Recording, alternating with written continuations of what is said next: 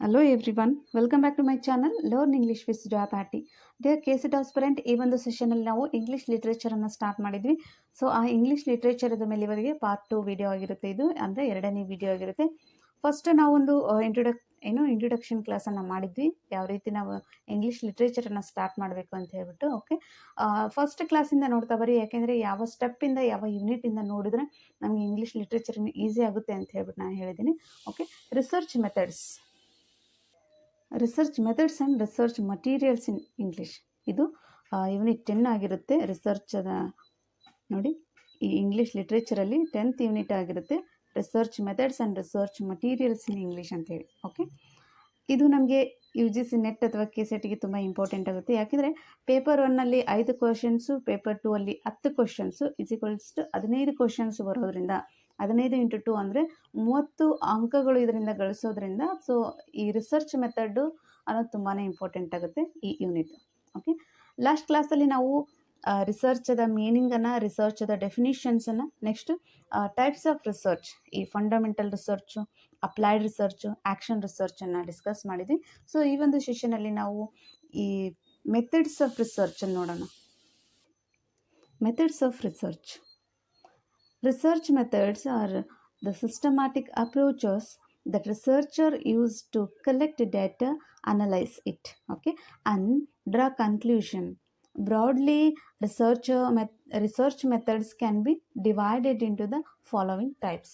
Okay, ನೋಡಿ, ಈ ಮೆಥಡ್ಸಲ್ಲಿ ನಾವು ಏನಕ್ಕೆ ನಾವು ಮೆಥಡ್ಸನ್ನು ಕಲೆಕ್ಟ್ ಮಾಡ್ತೀವಿ ಅಂದರೆ, ನಾವು ಆಸ್ ಅ ರಿಸರ್ಚರ್ ಆಗಿ ಕಲೆಕ್ಟ್ ಮಾಡಿರ್ತಕ್ಕಂತಹ ಡೇಟಾವನ್ನು ಅನಲೈಸಿಸ್ ಮಾಡ್ತೀವಿ, ಅದಕ್ಕೆ ನಾವು ಕನ್ಕ್ಲೂಷನನ್ನು ಕೊಡ್ತಾ ಹೋಗ್ತೀವಿ. ಅದಕ್ಕೆ ನಾವು ಈ ಮೆಥಡ್ಸ್ ಆಫ್ ರಿಸರ್ಚ್ ಕೂಡ ತುಂಬ ಇಂಪಾರ್ಟೆಂಟ್ ಆಗುತ್ತೆ. ಅದರಲ್ಲಿ ನಾವು ಫಸ್ಟು ಕ್ವಾಲಿಟೇಟಿವ್ ರಿಸರ್ಚ್ ಮೆಥಡ್. ಈ ಕ್ವಾಲಿಟೇಟಿವ್ ರಿಸರ್ಚ್ಗೆ ನಾವು ಕನ್ನಡದಲ್ಲಿ ಗುಣಾತ್ಮಕ ಸಂಶೋಧನಾ ವಿಧಾನ ಅಂತ ಕರಿತೀವಿ. ಗುಣಾತ್ಮಕ ಸಂಶೋಧನಾ ವಿಧಾನ. It focuses on descriptive data. ನೋಡಿ, ಇದು ಮುಖ್ಯವಾಗಿ ಏನಕ್ಕೆ ಫೋಕಸ್ ಮಾಡುತ್ತೆ ಅಂದರೆ, ಡಿಸ್ಕ್ರಿಪ್ಟಿವ್ ಅಂದರೆ ವಿವರಣಾತ್ಮಕವಾಗಿರ್ತಕ್ಕಂಥ ಡೇಟಾಕ್ಕೆ ಆಲ್ಮೋಸ್ಟ್ ಫೋಕಸ್ ಮಾಡುತ್ತೆ. Words, meanings and experiences. ಇದರ ಮುಖ್ಯ ಏಮ್ ಏನಂದರೆ, to understand the concept, opinions or experience. ನೋಡಿ, ಈ ಗುಣಾತ್ಮಕ ಸಂಶೋಧನಾ ವಿಧಾನದ ಮುಖ್ಯ ಉದ್ದೇಶ ಏನಂದರೆ, ಟು ಅಂಡರ್ಸ್ಟ್ಯಾಂಡ್ ದ ಕಾನ್ಸೆಪ್ಟ್ ಅಂದರೆ ನಮ್ಮ ಸಂಶೋಧನೆಯಲ್ಲಿರ್ತಕ್ಕಂಥ ಕಾನ್ಸೆಪ್ಟ್ಗಳನ್ನು ಅರ್ಥ ಮಾಡ್ಕೊಳ್ಳಿಕ್ಕೆ, ಅವರ ಒಪಿನಿಯನ್ನನ್ನು ತಿಳ್ಕೊಳ್ಳಿಕ್ಕೆ, ನೆಕ್ಸ್ಟು ಆ ಎಕ್ಸ್ಪೀರಿಯನ್ಸನ್ನು ನೋಡಿ, ಆ ಎಕ್ಸ್ಪೀರಿಯನ್ಸನ್ನು ಅಂದರೆ ಎಕ್ಸ್ಪೀರಿಯನ್ಸಿಂದ ಇನ್ಫಾರ್ಮೇಷನ್ನ ಕಲೆಕ್ಟ್ ಮಾಡಲಿಕ್ಕೆ ತುಂಬ ಒಳ್ಳೆಯ ಉದ್ದೇಶವನ್ನು ಇಟ್ಕೊಂಡು ಗುಣಾತ್ಮಕ ಸಂಶೋಧನಾ ವಿಧಾನವನ್ನು ಅಳವಡಿಸ್ಕೊಳ್ಬಹುದು. ಈ ಮೆಥಡ್ಸ್ ಇನ್ಕ್ಲೂಡ್ಸ್ ಏನಕ್ಕೆಲ್ಲ ಇನ್ಕ್ಲೂಡ್ ಆಗಿರುತ್ತೆ ಅಂದರೆ, ಇಂಟರ್ವ್ಯೂ ಮೆಥಡ್ ನೋಡಿ, ಸಂದರ್ಶನ ವಿಧಾನ, ಗುಂಪು ಅಧ್ಯಯನದ ಮೇಲೆ ಹೆಚ್ಚಾಗಿ ಕಾನ್ಸಂಟ್ರೇಟ್ ಮಾಡುತ್ತೆ. ಕೇಸ್ ಸ್ಟಡೀಸ್ ನೋಡಿ, ಕೇಸ್ ಸ್ಟಡೀಸ್ ಅಂದರೆ ವ್ಯಕ್ತಿ ಅಧ್ಯಯನ ಅಂತ ಏನು ಕರಿತೀವಿ. ಅಬ್ಸರ್ವೇಷನ್ ಅಂದರೆ ವೀಕ್ಷಣೆ. ಕಂಟೆಂಟ್ ಅನಾಲಿಸಿಸ್, ನಾವು ಕಲೆಕ್ಟ್ ಮಾಡಿರ್ತಕ್ಕಂಥ ಕಂಟೆಂಟನ್ನು ಅಥವಾ ಡೇಟಾವನ್ನು ಅನಲೈಸ್ ಮಾಡಲಿಕ್ಕೆ ಈ ಗುಣಾತ್ಮಕ ರಿಸರ್ಚ್ ಅಥವಾ ಈ ಸಂಶೋಧನಾ ವಿಧಾನ ಅನ್ನೋದು ತುಂಬ ಇಂಪಾರ್ಟೆಂಟ್ ಆಗುತ್ತೆ. ಇನ್ನು ಕ್ವಾಂಟಿಟೇಟಿವ್ ರಿಸರ್ಚ್ ಮೆಥಡ್ ಎರಡನೇದು.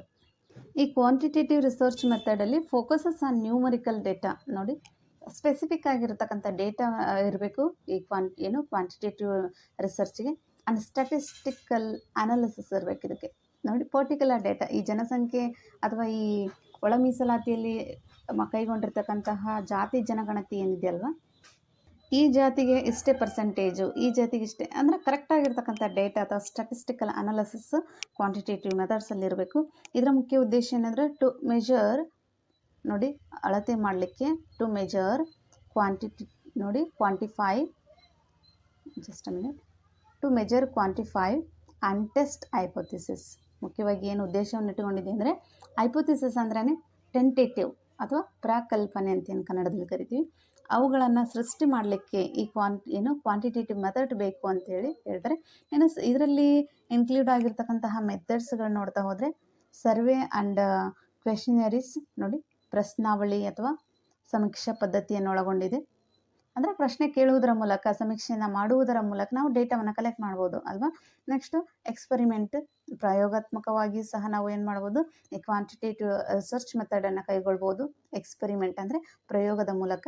ಇನ್ನು ಲಾಂಗಿಟ್ಯೂಡಿನಲ್ ಸ್ಟಡೀಸ್ ಅಂದರೆ, ಈ ಲಾಂಗಿಟ್ಯೂಡಿನಲ್ ಸ್ಟಡೀಸ್ ಅಂದರೆ ಫಸ್ಟ್ ನಾವು ಯಾವುದಾದ್ರೂ ಒಂದು ವಿಚಾರಕ್ಕೆ ಇನ್ಫಾರ್ಮೇಷನನ್ನು ತಿಳ್ಕೊಳ್ತಾ ಇದ್ದೀವಿ ಅಂದರೆ, ಉದಾಹರಣೆ ಹೇಳ್ತೀನಿ ನೋಡಿ. ಇಲ್ಲಿ ಉಪನ್ಯಾಸಕ ಇದ್ದಾನೆ.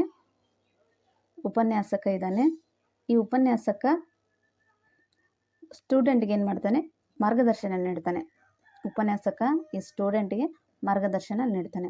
ಇದಕ್ಕೆ ನಾವು ಲಾಂಗಿಟ್ಯೂಡಿನಲ್ ಅಂದರೆ ಒಂದು ಮಾಹಿತಿ ಉನ್ನತ ಅಧಿಕಾರಿಗಳಿಂದ ಹಿಡಿದು ಕೆಳ ಹಂತದ ಅಧಿಕಾರಿಗಳಿಗೆ ಅರಿದು ಬರತಕ್ಕಂಥ ಮಾಹಿತಿಗೆ ನಾವು ಲಾಂಗಿಟ್ಯೂಡಿನಲ್ ಸ್ಟಡೀಸ್ ಅಂತ ಕರಿತೀವಿ.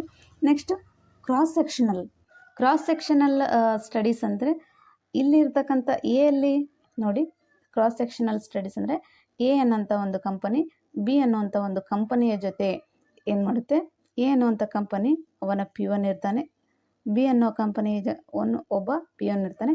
ಸೊ ಎ ಅನ್ನುವಂಥ ಕಂಪನಿಯ ಪಿಯೋನ್ನು ಬಿ ಅನ್ನುವಂಥ ಕಂಪನಿಯ ಪಿಯೋನ್ ಜೊತೆ ಡಿಸ್ಕಷನ್ ಅಥವಾ ಮಾತುಕತೆ ಅಥವಾ ಮಾಹಿತಿ ಶೇರ್ ಆಗ್ತಾ ಇದ್ರೆ, ಇನ್ನೊಂದು ನೋಡಿ, ಬಿ ಅನ್ನುವಂತಹ ಕಂಪನಿಯ ಮ್ಯಾನೇಜರ್ ಜೊತೆ ಎ ಅನ್ನುವಂತಹ ಈ ಕಂಪನಿಯ ಪಿಯೋನ್ ಜೊತೆ ಏನಾಗ್ತಾ ಇದೆ, ಕಮ್ಯುನಿಕೇಷನ್ ನಡೀತಾ ಇದ್ದರೆ ಅಥವಾ ಇನ್ಫಾರ್ಮೇಷನ್ಗಳು ಅರಿತಾ ಇದ್ದರೆ ಅದಕ್ಕೆ ನಾವು ಏನಂತ ಕರಿತೀವಿ ಅಂದರೆ ಕ್ರಾಸ್ ಸೆಕ್ಷನಲ್ ಸ್ಟಡೀಸ್ ಅಂತ ಕರಿತೀವಿ. ಅಂದರೆ ಇನ್ನೂ ಈಸಿಯಾಗಿ ಹೇಳೋದಾದರೆ, ನಂದು ಎ ಅನ್ನುವಂಥ ಒಂದು ಕಂಪನಿ ಇದೆ, ನಂದು ಎ ಅನ್ನುವಂಥ ಕಂಪನಿ ನಾನು ಬಿ ಅನ್ನುವಂಥ ಕಂಪನಿಯ ಜೊತೆ ವ್ಯವಹಾರ ಮಾಡಬೇಕಿತ್ತು. ಬಟ್ ನಾನೇನು ಕೇಳ್ತಾ ಇದ್ದೀನಿ, ಬಿ ಅನ್ನುವಂತಹ ಕಂಪನಿಯ ಪಿಯೋನ್ ಜೊತೆ ಏನು ಮಾಡ್ತಾ ಇದ್ದೀನಿ ಅಂದರೆ ಇಂಟರೋಗೇಷನ್ ನಡೆಸ್ತಾ ಇದ್ದೀನಿ, ಅಲ್ಲಿನ ಆಗು ಹೋಗುಗಳನ್ನು ತಿಳಿದುಕೊಳ್ತಾ ಇದ್ದೀನಿ ಅಂದಾಗ ಸೊ ಅದಕ್ಕೆ ನಾವು ಕ್ರಾಸ್ ಕಲ್ಚರಲ್ ಕಮ್ಯುನಿಕೇಷನ್ ಅಥವಾ ಕ್ರಾಸ್ ಕಲ್ಚರಲ್ ಸ್ಟಡೀಸ್ ಅಂತ ಕರಿತೀವಿ. ಕಮ್ಯುನಿಕೇಷನ್ ಅಂತ ಯೂಸ್ ಮಾಡಿದೆ ನಾನು ಯಾಕೆ ಅಂದರೆ ಈ ಕ್ರಾಸ್ ಕಲ್ಚರಲ್ ಕಮ್ಯುನಿಕೇಷನ್ ಅನ್ನೋದು ಕಮ್ಯುನಿಕೇಷನಲ್ಲಿ ಇನ್ ಡೀಟೇಲ್ಡ್ ಆಗಿ ನಾನು ಡಿಸ್ಕಸ್ ಮಾಡಿದ್ದೀನಿ. ಸೊ ಅಲ್ಲಿ ಯಾರು ನೋಡಿಲ್ವೋ ಪೇಪರ್ 1ನಲ್ಲಿ ಕಮ್ಯುನಿಕೇಷನ್ ಅನ್ನು ನೋಡ್ತಾ ಬರ್ರಿ, ನಿಮಗೆ ಈ ಲಾಂಗಿಟ್ಯೂಡಲ್ ಕಮ್ಯುನಿಕೇಷನ್ ಅಂದರೆ ಏನು, ಕ್ರಾಸ್ ಕಲ್ಚರಲ್ ಕಮ್ಯುನಿಕೇಷನ್ ಅಂದರೆ ಏನಂತ ಇನ್ ಡೀಟೇಲ್ಡ್ ಆಗಿ ಇಲ್ಲಿ ಹೇಳ್ತಾ ಬಂದಿದ್ದೀನಿ. Statistical modelling. ಸ್ಟ್ಯಾಟಿಸ್ಟಿಕಲ್ ಮಾಡಲಿಂಗ್ ಅಂದರೆ ಸ್ಪೆಸಿಫಿಕ್ ಆಗಿರ್ತಕ್ಕಂಥ ಡೇಟಾವನ್ನು ಏನು ಮಾಡುತ್ತೆ, ಎಕ್ಸ್ಪೆಕ್ಟ್ ಮಾಡ್ತಕ್ಕಂಥದ್ದು ಕ್ವಾಂಟಿಟೇಟಿವ್ ರಿಸರ್ಚ್ ಮೆಥಡ್ ಆಗಿದೆ. Next mixed method. ಇವೆರಡರ ಒಂದು ಸಂಯೋಜನೆಗೆ ನಾವು ಮಿಕ್ಸ್ಡ್ ಮೆಥಡ್ ಅಂತ ಕರಿತೀವಿ. Combines both quantitative and qualitative approaches. ನೋಡಿ, ಈ ಎರಡೂ ಅಪ್ರೋಚ್ಗಳು ಏನಾಗಿರುತ್ತೆ ಇಲ್ಲಿ ಸೇರಿಬಿಟ್ಟೇ ಮಿಕ್ಸ್ಡ್ ಮೆಥಡ್ ಆಫ್ ರಿಸರ್ಚ್ ಆಗಿರುತ್ತೆ. It's provide a more complete understanding. ನೋಡಿ, more or complete understanding of research problem. ಈಗ ನಾವು ಕ್ವಾಂಟಿಟೇಟಿವ್ ಮತ್ತು ಕ್ವಾಲಿಟೇಟಿವ್ ಎರಡನ್ನ ಅರ್ಥ ಮಾಡಿಕೊಂಡಾಗ ಮಾತ್ರ ನಮ್ಮ ಸಂಶೋಧನೆಯಲ್ಲಿ ಎರಡನ್ನ ಮಿಕ್ಸ್ಡ್ ಮಾಡಿ ಸಂಶೋಧನೆಗೆ ನಾವು ಕೈಗೊಂಡಿವಿ ಅಂದಾಗ ಸೊ ಅದು ಒಂದು ಎಫೆಕ್ಟಿವ್ ಆಗಿರ್ತಕ್ಕಂತಹ ಮತ್ತು understanding of a research problem. ಆಗ ನಾವು ಆ ರಿಸರ್ಚಲ್ಲಿರ್ತಕ್ಕಂಥ ಪ್ರಾಬ್ಲಮ್ಗಳನ್ನು ಏನು ಮಾಡ್ಬೋದು, ಕಂಪ್ಲೀಟಾಗಿ ಅರ್ಥ ಮಾಡ್ಕೊಳ್ತಾ ಹೋಗ್ಬೋದು. ಎಕ್ಸಾಂಪಲ್ ನೋಡಿ, ಯೂಸಿಂಗ್ ಅ ಸರ್ವೆ ಇರ್ಬೋದು. ಸರ್ವೆ ಅನ್ನೋದು ಕ್ವಾಲಿಟೇಟಿವಲ್ಲೂ ಬರುತ್ತೆ, ಕ್ವಾಂಟಿಟೇಟಿವಲ್ಲೂ ಬರುತ್ತೆ. ನೋಡಿ, ಈ ಸರ್ವೆ ಅನ್ನೋದು ಕ್ವಾಲಿಟೇಟಿವಲ್ಲಿ ಬರ್ತಕ್ಕಂಥದ್ದು, ನೆಕ್ಸ್ಟ್ ಕ್ವಾಂಟಿಟೇಟಿವಲ್ಲಿ ಬರ್ತಕ್ಕಂಥದ್ದು. ಅದಕ್ಕೆ ಸರ್ವೆ ಮೆಥಡ್ ಅನ್ನೋದು ತುಂಬ ಇಂಪಾರ್ಟೆಂಟ್ ಆಗುತ್ತೆ. Plus interview. ನೋಡಿ, ಇಂಟರ್ವ್ಯೂ ಕೂಡ ಕ್ವಾಲಿಟೇಟಿವ್ ಮತ್ತು ಈಗ ಸರ್ವೆ ಮೆಥಡ್ ಕ್ವಾಂಟಿಟೇಟಿವ್ಗೆ ಯೂಸ್ ಆಗ್ತಕ್ಕಂಥದ್ದು, ನೆಕ್ಸ್ಟು ಇಂಟರ್ವ್ಯೂ ಅನ್ನೋದು ಕ್ವಾಲಿಟೇಟಿವ್ಗೆ ಯೂಸ್ ಆಗ್ತಕ್ಕಂಥದ್ದು. ಸೊ ಇವೆರಡನ್ನು ಯೂಸ್ ಮಾಡಿ ಮಾಡ್ತಕ್ಕಂಥದ್ದೇ ಮಿಕ್ಸ್ಡ್ ಮೆಥಡ್ ಅಂತ ಹೇಳ್ಬೋದು. ಇವೆರಡನ್ನು ಇವೆರಡನ್ನೇ ಉಪಯೋಗ ಮಾಡಿಬಿಟ್ಟು ನಾವು ಮಿಕ್ಸ್ಡ್ ಮೆಥಡಲ್ಲಿ ಬಳಸ್ತಕ್ಕಂಥದ್ದು. ಇದು ಒಂದು ಎಫೆಕ್ಟಿವ್ ಆಗಿರ್ತಕ್ಕಂಥದ್ದು. ಯಾಕೆಂದರೆ ಈ compares to quantitative and compares to qualitative, mixed method is a effective method ಅಂತ ಹೇಳ್ಬೋದು. ನೆಕ್ಸ್ಟ್ ನೋಡಿ, next experimental method. It is very important. ಈ ಎಕ್ಸ್ಪರಿಮೆಂಟ್ ಮೆಥಡನ್ನು ಕನ್ನಡದಲ್ಲಿ ನಾವು ಪ್ರಾಯೋಗಿಕ ಸಂಶೋಧನೆ ಅಂತ ಕರಿತೀವಿ. ಈ ಪ್ರಾಯೋಗಿಕ ವಿಧಾನದ ಮೀನಿಂಗ್ ನೋಡ್ತಾ ಹೋಗೋಣ. A scientific method where the researcher manipulates one variable. ನೋಡಿ, ವರಯಬಲ್ಸ್ ಅಂದರೆ ನೆಕ್ಸ್ಟ್ ಹೇಳ್ತಾ ಹೋಗೋಣ, ಚಲಕಗಳು ಅಂತೇಳಿ ಕರಿತೀವಿ. ಆ ಚಲಕಗಳು ಏನಾಗ್ತವೆ, ಬದಲಾಗ್ತಾ ಹೋಗ್ತವೆ. ನಾವು ಕೈಗೊಂಡಿರ್ತಕ್ಕಂಥ ಸಮೀಕ್ಷೆ ಇರ್ಬೋದು ಅಥವಾ ಪ್ರಾಯೋಗಿಕವಾಗಿರ್ತಕ್ಕಂತಹ ರಿಸರ್ಚ್ ಮೆಥಡ್ ಈ ಬದಲಾವಣೆಗೆ ಒಳಪಡ್ತಕ್ಕಂಥದಕ್ಕೆ ನಾವು ವರಯಬಲ್ಸ್ ಅಂತ ಕರಿತೀವಿ, ಚಲಕಗಳು ಅಂತ ಹೇಳ್ಬಿಟ್ಟು. ಸೊ ಈ ಚಲಕಗಳಲ್ಲಿ ಇಂಡಿಪೆಂಡೆಂಟ್ ಮತ್ತು ಡಿಪೆಂಡೆಂಟ್ ವರಯಬಲ್ಸ್ ಅಂತೇಳಿ ನೋಡ್ತಾ ಹೋಗ್ತೀವಿ. ಅದಕ್ಕೆ ಈ ಎಕ್ಸ್ಪೆರಿಮೆಂಟಲಲ್ಲಿ ನಾವು ಸಹ variables, dependent variables to observe it effect on the another variables. ನಾವು ಯಾವುದಾದ್ರೂ ಒಂದು ಎಕ್ಸ್ಪೆರಿಮೆಂಟನ್ನು ಮಾಡ್ತಾ ಇದ್ದೀವಿ ಅಂದರೆ ಅದರ ಅರ್ಥ ಅದರ ಉದ್ದೇಶ ಬದಲಾವಣೆಯನ್ನು ಕಾಣುವುದು. ಅದಕ್ಕೆ ಇಲ್ಲಿ ವರಯಬಲ್ಸ್ ಅಂತೇಳಿ ಹೇಳಿದ್ದಾರೆ. ಸೊ ಇನ್ನೂ ಅರ್ಥಪೂರ್ಣವಾಗಿ ಹೇಳಬೇಕಂದ್ರೆ ಎಕ್ಸ್ಪೆರಿಮೆಂಟಲ್ ರಿಸರ್ಚನ್ನು ಒಂದು ವಸ್ತು ಇರ್ಬೋದು ಅಥವಾ ವಿಷಯ ಇರ್ಬೋದು, ಆ ವಸ್ತು ವಿಷಯ ಅಥವಾ ಪ್ರಕ್ರಿಯೆಯ ಮೇಲೆ ಇತರರ ಅಂಶಗಳು ಅಂದರೆ ಅದೇ ಚಲಕ ಅಂತ ಹೇಳಿದ್ನಲ್ಲ, ಬದಲಾವಣೆಗೆ ಒಳಪಡ್ತಕ್ಕಂತಹ ಅಥವಾ ಈ ಇತರರ ಅಂಶಗಳು ಉಂಟು ಮಾಡ್ತಕ್ಕಂತಹ ಪರಿಣಾಮವನ್ನು ಇಲ್ಲಿ ಏನು ಮಾಡ್ಬೋದು ನಾವು ಪ್ರಯೋಗದ ಮೂಲಕ ನೋಡಬಹುದಾಗಿದೆ. ಓಕೆ, ಪ್ರಯೋಗ ಅನ್ನೋದು ಆ ಪ್ರಯೋಗದಲ್ಲಿ ನಾವು ವಿಷಯದ ಸ್ಥಿತಿ ಮತ್ತು ವರ್ತನೆಯನ್ನು ವೀಕ್ಷಣೆ ಮಾಡ್ಬೋದು. ಈಗ ಫಾರ್ ಎಕ್ಸಾಂಪಲ್ ಒಂದು ಕ್ಲಾಸ್ ರೂಮಲ್ಲಿ ಆ ವಿದ್ಯಾರ್ಥಿಯ ಬಾಹ್ಯ ಚಟುವಟಿಕೆಗಳನ್ನು ನಾವು ಅಬ್ಸರ್ವ್ ಮಾಡಬೇಕಾಗುತ್ತೆ. ಅಬ್ಸರ್ವ್ ಮಾಡಿ ನಾವು ಕೈಗೊಂಡಿರ್ತಕ್ಕಂಥ ಸಂಶೋಧನೆಯನ್ನು ಆ ಮಗುವಿನ ಮೇಲೆ ಎಕ್ಸ್ಪೆರಿಮೆಂಟ್ ಮಾಡಬೇಕಾಗುತ್ತೆ. ಸೊ ಹೀಗೆ ಎಕ್ಸ್ಪೆರಿಮೆಂಟ್ ಮೆಥಡಿಂದ ಸಹ ಏನು ಮಾಡ್ಬೋದು, ಇದು ಒಂದು ಸೀಮಿತ ಒಂದೇ ಒಂದು ಕ್ಷೇತ್ರಕ್ಕೆ ಮಾತ್ರ ಸೀಮಿತ ಆಗಿರುತ್ತೆ. ಯಾವುದು ಎಕ್ಸ್ಪೆರಿಮೆಂಟ್ ಮೆಥಡ್. ಅದಕ್ಕೆ ಇದನ್ನು ನಾವು ಕಂಟ್ರೋಲ್ ಆಫ್ ವರಯಬಲ್ ಅಂತ ಕೂಡ ಕರಿತೀವಿ. ಇನ್ನು ನೆಕ್ಸ್ಟ್ ನೋಡಿ, ಪರ್ಪಸ್ ಏನಿದೆ ಈ ಎಕ್ಸ್ಪೆರಿಮೆಂಟ್ ಮೆಥಡದ್ದು ಅಂದರೆ established causes and effects of relationship. Okay, ಒಂದು ಕಾರಣ ಮತ್ತು ಅದರ ಪರಿಣಾಮಗಳನ್ನು ಏನು ಮಾಡ್ಬೋದು ಈ ಎಕ್ಸ್ಪೆರಿಮೆಂಟದ ಮೂಲಕ ತಿಳಿತಾ ಹೋಗ್ಬೋದು.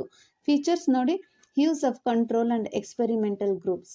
ನೋಡಿ, use of control in experimental groups ಅಂದರೆ ಇದರಲ್ಲಿ ಒಂದು ಚಲಕಗಳು ಅನ್ನೋದು ಅಥವಾ ಈ ಕಂಟ್ರೋಲ್ ವರಯಬಲ್ಸ್ ಅನ್ನೋದಿಲ್ಲ, ಇದು ಒಂದು ಪ್ರಮುಖವಾಗಿರ್ತಕ್ಕಂಥ ಲಕ್ಷಣವಾಗಿದೆ.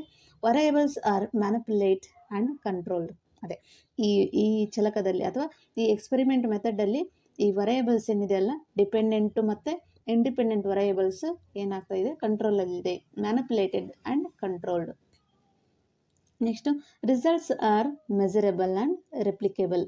ನೋಡಿ, ರಿಸಲ್ಟ್ ಅಥವಾ ಆ ಪರಿಣಾಮದಿಂದ ಆಗಿರ್ತಕ್ಕಂತಹ ರಿಸಲ್ಟ್ ಏನಿದೆ ಅಲ್ಲ, ಅದು ಮೆಜರ್ ಮಾಡ್ಬೋದು ಮತ್ತು ಅದನ್ನು ರೀಅಪ್ಲಿಕೇಬಲ್ ಮಾಡ್ಬೋದು. Okay, for example testing whether new teaching strategy improved students' performance and compares to the traditional methods. ನೋಡಿ, ನಾವು ಮಾಡಿರ್ತಕ್ಕಂತಹ ಟೀಚಿಂಗು ಮಕ್ಕಳ ಮೇಲೆ ಎಷ್ಟರ ಮಟ್ಟಿಗೆ ಅದು ಪರಿಣಾಮ ಬೀರಿದೆ ಅನ್ನೋದನ್ನು ನಾವು ಅಳಿಲಿಕ್ಕೆ ಅಥವಾ ಅದನ್ನು ಮತ್ತೆ ನಾವೇನು ಮಾಡ್ತೀವಿ, ಎಕ್ಸ್ಪೆರಿಮೆಂಟ್ ಮಾಡ್ತೀವಿ ಸ್ಟೂಡೆಂಟ್ಗಳ ಮೇಲೆ. Improve students performance compare to the traditional method. ನಾವೇನು ಟ್ರೆಡಿಷ್ನಲ್ ಮೆಥಡಲ್ಲಿ ಟೀಚಿಂಗ್ ಮಾಡ್ತಾ ಇದ್ದೀವಲ್ಲ, ಆ ಟೀಚಿಂಗಿಗೂ ಸೊ ಈಗ ನ್ಯೂ ಮೆಥಡಲ್ಲಿ ನಾವು ಕೈಗೊಂಡಿರ್ತಕ್ಕಂಥ ಈ ಪ್ರಾಯೋಗಿಕ ಮೆಥಡ್ ಆಗಿರ್ತಕ್ಕಂತಹ ಟೀಚಿಂಗು ಏನಾದರೂ ವ್ಯತ್ಯಾಸ ಇದೆಯಾ ಅಂತ ಹೇಳ್ಬಿಟ್ಟು, ಅಥವಾ ಮಕ್ಕಳಿಗೆ ಇನ್ನಷ್ಟು ಯಾವುದಾದ್ರೂ ಎಫೆಕ್ಟಿವ್ ಆಗಿ ಟೀಚಿಂಗ್ ಮಾಡಬಹುದಾ ಅನ್ನೋದನ್ನು ನಾವು ಕಂಡುಹಿಡಿಯಲಿಕ್ಕೆ ಈ ಪ್ರಾಯೋಗಿಕ ಮೆಥಡನ್ನು ಯೂಸ್ ಮಾಡ್ತೀವಿ. ಇನ್ನು ಡಿಸ್ಕ್ರಿಪ್ಟಿವ್ ಮೆಥಡ್ ಅಂದರೆ ನೋಡಿ, a method that describes and interprets what exist without a manipulating variables. ನೋಡಿ, ಹೀಗಂದರೆ ಇವುಗಳ ಸಂಶೋಧನೆಯಲ್ಲಿ ಸದ್ಯಕ್ಕೆ ಇರುವಂತಹ ಸ್ಥಿತಿಯನ್ನು ನೋಡಿ, ಈ ಮೆಥಡ್ ಡಿಸ್ಕ್ರಿಪ್ಟಿವ್ ಮೆಥಡ್ ಅನ್ನೋದು ಸದ್ಯಕ್ಕೆ ಇರುವಂತಹ ಸ್ಥಿತಿ ಅಥವಾ ಸನ್ನಿವೇಶಗಳನ್ನು ಅಧ್ಯಯನ ಮಾಡ್ತಕ್ಕಂಥ ಕೆಲಸ ಮಾಡುತ್ತೆ, ಅದು ಡಿಸ್ಕ್ರಿಪ್ಟಿವ್. ಇದರ ಪರ್ಪಸ್ ಏನು ಅಥವಾ ಉದ್ದೇಶ ಏನಂದರೆ to collect information about existing conditions. ನೋಡಿ, to collect information about existing conditions, practices and problems or attitudes. Okay, ಇದೇನು ಮಾಡುತ್ತೆ ಡಿಸ್ಕ್ರಿಪ್ಟಿವ್ ಅಂದರೆ ಇಲ್ಲಿ ಇರ್ತಕ್ಕಂತಹ ಇನ್ಫಾರ್ಮೇಷನನ್ನು ಕಲೆಕ್ಟ್ ಮಾಡಿದ ನಂತರ ಅಂದರೆ ಆ ಸಂದರ್ಭಕ್ಕೆ ಅನುಗುಣವಾಗಿ, ಹೀಗಿರ್ತಕ್ಕಂಥ ಸಂದರ್ಭಕ್ಕೆ ಅನುಗುಣವಾಗಿ ಸಮಸ್ಯೆಯನ್ನು ಆಯ್ಕೆ ಮಾಡಿ, ನೋಡಿ ಸಂದರ್ಭಕ್ಕೆ ಅನುಗುಣವಾಗಿ ಸಮಸ್ಯೆಯನ್ನು ಆಯ್ಕೆ ಮಾಡುತ್ತೆ. ಎಕ್ಸಿಸ್ಟಿಂಗ್ ಕಂಡೀಷನ್ ಅಂದರೆ ಈ ಸಂದರ್ಭ ಏನಿದೆ ಅದನ್ನು ಎಕ್ಸಿಸ್ಟಿಂಗ್ ಇರ್ತಕ್ಕಂಥ ಪ್ರಸ್ತುತ ಸ್ಥಿತಿಯನ್ನು ಅನುಗುಣವಾಗಿ ಸಮಸ್ಯೆಯನ್ನು ಆಯ್ಕೆ ಮಾಡಿ practices and problems R attitudes ಅದರ ಮೇಲೆ ಏನು ಮಾಡ್ತಿದ್ದು ಸಂಶೋಧನೆ ಕೈಗೊಳ್ತಾ ಹೋಗುತ್ತೆ. ಇದರ ಫೀಚರ್ಸ್ ನೋಡಿ, ಅಬ್ಸರ್ವ್ ಮಾಡುತ್ತೆ, ಸರ್ವೆ ಮಾಡುತ್ತೆ, ನೆಕ್ಸ್ಟು ಕೇಸ್ ಸ್ಟಡಿ ವ್ಯಕ್ತಿ ಅಧ್ಯಯನ ಕೂಡ ಮಾಡುತ್ತೆ, and interview or common tools. Okay, ಇದು ಸಂದರ್ಶನ ಕೂಡ ಮಾಡ್ತಾ ಹೋಗುತ್ತೆ. ಯಾವುದು ಡಿಸ್ಕ್ರಿಪ್ಟಿವ್ ಮೆಥಡ್. ಇದನ್ನು ನಾವು ಎಕ್ಸೋ ಫ್ಯಾಕ್ಟೋ ಮೆಥಡ್ ಅಂತ ಕೂಡ ಕರೀತಾರೆ. ಇದು ಇಂಪಾರ್ಟೆಂಟ್, ನಮ್ಮ ಲಿಟ್ರೇಚರಿಗೆ ಬಂದಿರತಕ್ಕಂಥದ್ದು. ಈ ಮೆಥಡನ್ನು Exo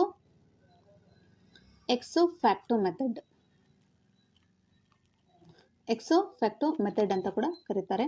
it focuses on what is rather then why it is. ನೋಡಿ, ಏನು ಅನ್ನೋದಕ್ಕಿಂತ ಯಾಕೆ ಅನ್ನೋದಕ್ಕೆ ಹೆಚ್ಚಾಗಿ ಫೋಕಸ್ ಮಾಡುತ್ತೆ. Does not establish cause and effect. Okay, ಯಾಕೆ ಅನ್ನೋದಕ್ಕಿಂತ ಏನಾಯಿತು ಅನ್ನೋದಕ್ಕೆ ಹೆಚ್ಚಾಗಿ ಮಹತ್ವ ಕೊಡುತ್ತೆ. For example conducting A survey on students. ಈ ಸ್ಟೂಡೆಂಟದ ಮೇಲೆ ನಾವು ಸರ್ವೆಯನ್ನು ಕೈಗೊಂಡಾಗ ಸ್ಟೂಡೆಂಟ್ಸ್ ಹ್ಯಾಬಿಟ್ಸ್ ಇನ್ ಯೂನಿವರ್ಸಿಟಿ. ಓಕೆ, ಆ ಯೂನಿವರ್ಸಿಟಿ ಅಥವಾ ಆ ಪರ್ಟಿಕ್ಯುಲರ್ ಕಾಲೇಜಲ್ಲಿ ಇರ್ತಕ್ಕಂಥ ಆ ಸ್ಟೂಡೆಂಟ್ಗಳ ಹ್ಯಾಬಿಟ್ಸ್ ಏನು ಅನ್ನೋದನ್ನು ಡಿಸ್ಕ್ರಿಪ್ಟಿವ್ ಆಗಿ ಬಿಡಿಯಾಗಿ ಏನು ಮಾಡುತ್ತೆ, ಇದು ಅನಲೈಸ್ ಮಾಡ್ತಾ ಹೋಗುತ್ತೆ. ಅದಕ್ಕೆ ನಾವು ಡಿಸ್ಕ್ರಿಪ್ಟಿವ್ ಮೆಥಡ್ ಅಂತ ಕರೆದ್ವಿ. ನೆಕ್ಸ್ಟ್ ನೋಡೋಣ, Historical method is also very important in our methods. Meaning ನೋಡೋಣ, a methods that studies past record documents and events to understand and interpret trends or developments. ನೋಡಿ, ಹಿಸ್ಟಾರಿಕಲ್ ಮೆಥಡ್ ಅಂದ್ರೆ ಅದು ಏನು ಹೇಳ್ತಾ ಇದೆ, ಐತಿಹಾಸಿಕ ವಿಧಾನ.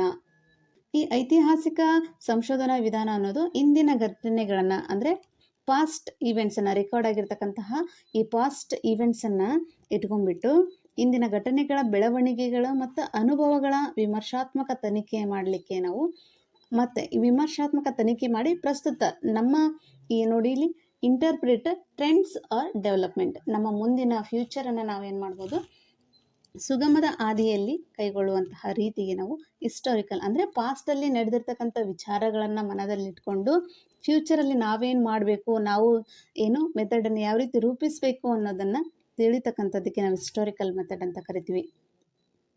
ಇನ್ನೂ ಈಸಿಯಾಗಿ ಹೇಳ್ಬೇಕಂದ್ರೆ ಪರ್ಪಸನ್ನು, ಒಂದು ಐತಿಹಾಸಿಕ ಸಂಶೋಧನೆಯ ಮುಖ್ಯ ಗುರಿ ಅಂದರೆ ಇಂದಿನ ಸಾಮಾನ್ಯ ತತ್ವಗಳನ್ನು ಅಂದರೆ ಈ ಹಿಂದೆ ನಡೆದಿರ್ತಕ್ಕಂಥ ಸಾಮಾನ್ಯ ತತ್ವಗಳನ್ನು ಕಂಡುಹಿಡಿದು ಈ ವರ್ತಮಾನ ನಾವು ಪ್ರೆಸೆಂಟಲ್ಲಿ ಏನು ಬದುಕ್ತಾ ಇದ್ದೀವಲ್ಲ ಆ ವರ್ತಮಾನ ಕಾಲವನ್ನು ಅರ್ಥೈಸುವುದಕ್ಕೆ ನಾವೇನಂತ ಕರೆದ್ವಿ, ಹಿಸ್ಟಾರಿಕಲ್ ಮೆಥಡ್ ಅಂತ ಕರೆದ್ವಿ. ಇದು ಇಂದಿನ ಘಟನೆ ಇರ್ಬೋದು, ಮನೋಭಾವನೆ ಅಥವಾ ಒಲವುಗಳನ್ನು ಅನ್ವೇಷಣೆ ಮಾಡೋದ್ರ ಮೂಲಕ ಇನ್ನೂ ಪರಿಹರಿಸದೇ ಇರತಕ್ಕಂಥ ಒಂದಷ್ಟು ಸಾಮಾಜಿಕ ಸಮಸ್ಯೆಗಳಿರ್ತವೆ ನಮ್ಮಲ್ಲಿ. ಸೊ ಅಂತಹ ಸಾಮಾಜಿಕ ಸಮಸ್ಯೆಗಳಿಗೆ ಪರ್ಯಾಯ ಆಲೋಚನೆಗಳನ್ನು, ಪರ್ಯಾಯ ಅಂದ್ರೇ ನಾವು ಹೈಪೋಥೆಸಿಸ್ ಅಂತ ಕರಿತೀವಿ, ಪರ್ಯಾಯ ಆಲೋಚನೆಗಳನ್ನು, ಚಿಂತನೆಗಳನ್ನು, ಈ ವಿಧಾನಗಳನ್ನು ಅನ್ವಯಿಸಿಕೊಂಡು ಅದು ನಾವು ಮತ್ತೆ ಫ್ಯೂಚರಲ್ಲಿ ಕೈಗೊಳ್ತಕ್ಕಂತಹ ಒಂದು ಸಂಶೋಧನೆಗೆ ನಾವು ಹಿಸ್ಟಾರಿಕಲ್ ಮೆಥಡ್ ಅಂತ ಕರಿತೀವಿ. ಇದರ ಫೀಚರ್ಸ್ ನೋಡ್ತಾ ಹೋಗೋಣ. ಇದು historical method uses a primary source. ಅಂದರೆ ಪ್ರೈಮರಿ ಸೋರ್ಸ್ ಅಂದರೆ ಪ್ರಾಥಮಿಕ ಮೂಲಗಳನ್ನು ಕಲೆಕ್ಟ್ ಮಾಡುತ್ತೆ. ಲೇಟರ್ಸ್ ಇರ್ಬೋದು, ಡೈರೀಸ್ ಇರ್ಬೋದು, ಅಫಿಷಿಯಲ್ ರೆಕಾರ್ಡ್ಸ್ ಇರ್ಬೋದು, and secondary sources, books, articles. ನೋಡಿ, ಇದರಲ್ಲಿ ನಾವು ಹಿಸ್ಟಾರಿಕಲ್ ಮೆಥಡಲ್ಲಿ ಪ್ರೈಮರಿ ಸೋರ್ಸನ್ನು ಕಲೆಕ್ಟ್ ಮಾಡ್ಬೋದು, ಸೆಕೆಂಡರಿ ಸೋರ್ಸನ್ನು ಸಹ ಕಲೆಕ್ಟ್ ಮಾಡ್ಬೋದು.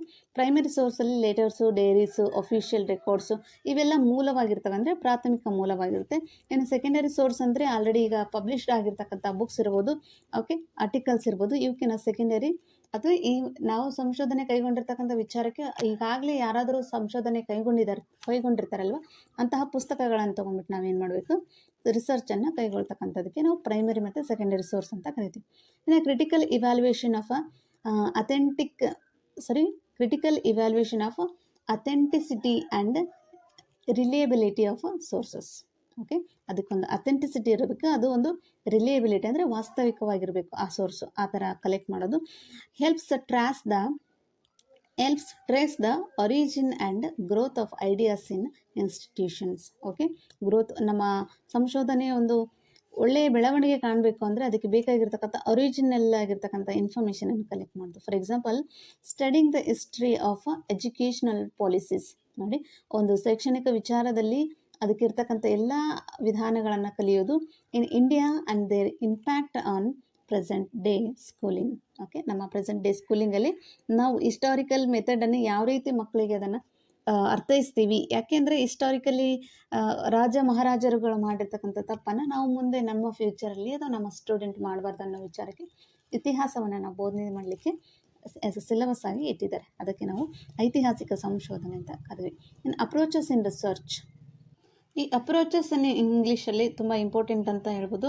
ಅಪ್ರೋಚಸ್ಸಲ್ಲಿ ನಾವು ಪಾಸಿಟಿವಿಸಮ್ ಮತ್ತು ಪೋಸ್ಟ್ ಪಾಸಿಟಿವಿಸಮ್ ಅಪ್ರೋಚನ್ನು ನೋಡ್ಬೋದು. ಪಾಸಿಟಿವಿಸಮ್ ಅಪ್ರೋಚ್, ನೆಕ್ಸ್ಟ್ ಪೋಸ್ಟ್ ಪಾಸಿಟಿವಿಸಮ್ ಅಪ್ರೋಚ್ ಅಂದರೆ ಸಕಾರಾತ್ಮಕವಾಗಿರ್ತಕ್ಕಂತಹ ಸಂಶೋಧನೆ.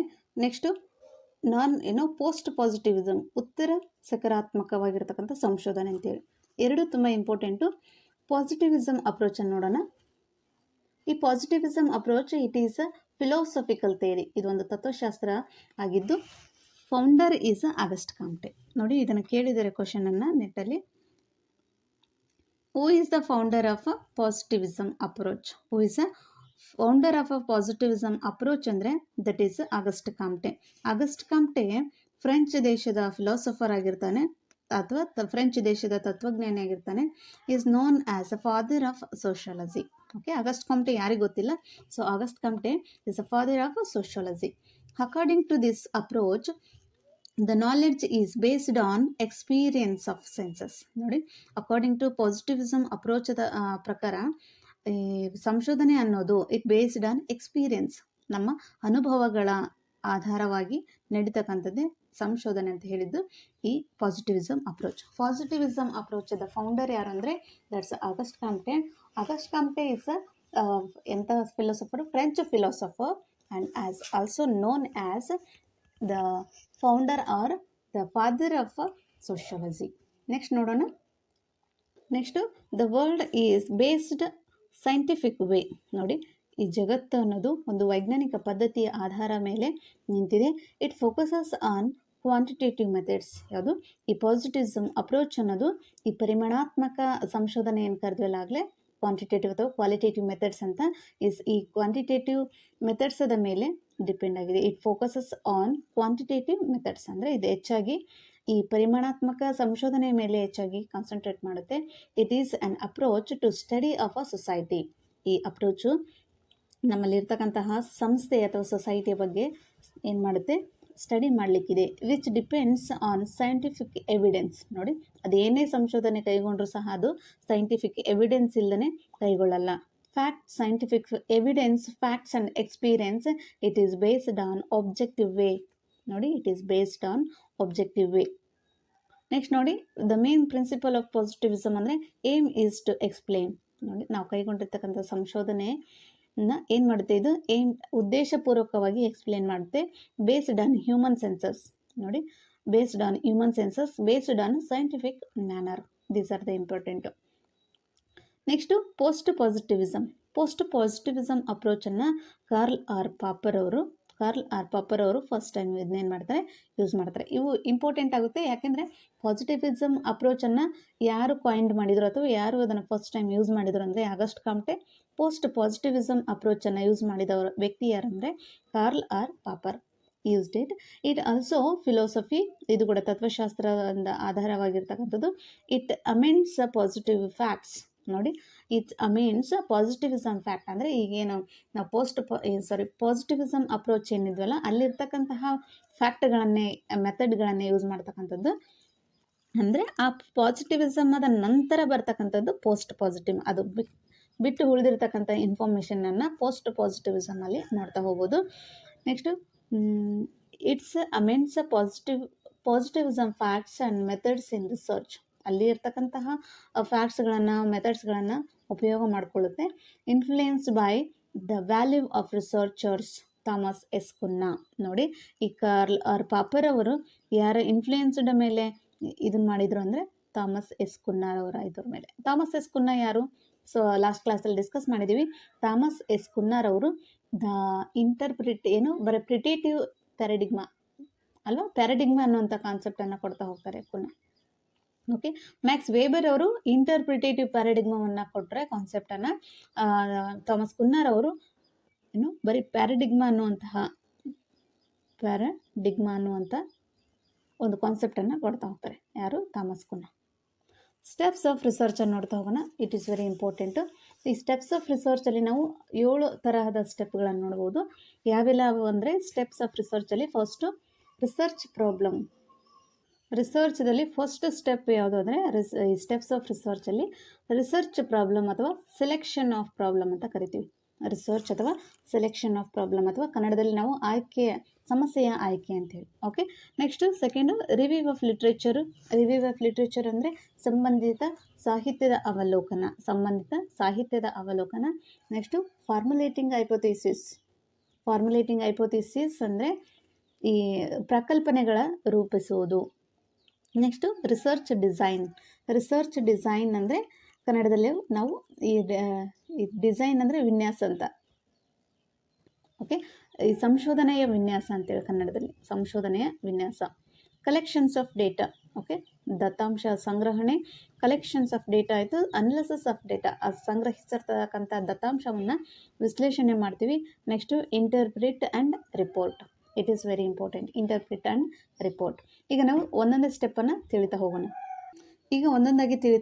ಸ್ಟೆಪ್ಸ್ ಆಫ್ ರಿಸರ್ಚನ್ನು. ರಿಸರ್ಚ್ ಪ್ರಾಬ್ಲಮ್ ಅಥವಾ selections of problem. Researcher while researching the work he or she should follow sequences and such as sequences are called the steps of research. ಅಂದರೆ ಯಾವುದೇ ಒಂದು ರಿಸರ್ಚನ್ನು ನಾವು ಕೈಗೊಂಡಿದ್ದೀವಿ ಅಂದರೆ ಆ ರಿಸರ್ಚನ್ನು ಕೈಗೊಳ್ಳುವುದಕ್ಕೆ ಮುಂಚೆ ನಾವು ಆ ಸಂಶೋಧನೆಯನ್ನು ಆ ರಿಸರ್ಚನ್ನು ಕ್ರಮಬದ್ಧವಾಗಿ ಮುಂದುವರಿಸಬೇಕು. ಆ ಸಂಶೋಧನೆಯನ್ನು ಕ್ರಮಬದ್ಧವಾದ ಹಂತಗಳಲ್ಲಿ ನಾವು ಅನುಸರಿಸಬೇಕು ಅಂದಾಗ ಈ ಕೆಳಗೆ ಕೊಟ್ಟಿರ್ತಕ್ಕಂಥ ಏನು 7 ಸ್ಟೆಪ್ಸನ್ನು ಕೊಟ್ಟಿದ್ನಲ್ಲ ಆ ಎಲ್ಲ ಸ್ಟೆಪ್ಗಳನ್ನು ಅವರು ಅನುಸರಿಸಲೇಬೇಕು ಅಥವಾ ಅದನ್ನು ಅವ್ರು ಏನು ಮಾಡಬೇಕು, ಈ ಆಯ್ಕೆಗಳನ್ನು ಅಥವಾ ಆ ಹಂತಗಳನ್ನು ದಾಟಲೇಬೇಕು. ಓಕೆ, ಅಂದರೆ ಯಾವುದೇ ಒಂದು ವಿಷಯದ ಆಯ್ಕೆಯಿಂದ ಹಿಡಿದು ಆ ವರದಿಯನ್ನು ತಯಾರಿಸುವವರೆಗೆ, ಅಂದರೆ 7th ಸ್ಟೆಪ್ಪಲ್ಲಿ ಏನು ಹೇಳಿದ್ವಲ್ಲ ರಿಪೋರ್ಟ್ ಅಂತೇಳಿ, ಆ ಒಂದು ವರದಿಯನ್ನು ತಯಾರಿಸುವವರೆಗೂ ಹಲವಾರು ಹಂತಗಳು ಬರ್ತವೆ. ಆ ಎಲ್ಲ ಹಂತಗಳನ್ನು ಏನು ಮಾಡಬೇಕು, ನಾವು ದಾಟಬೇಕು.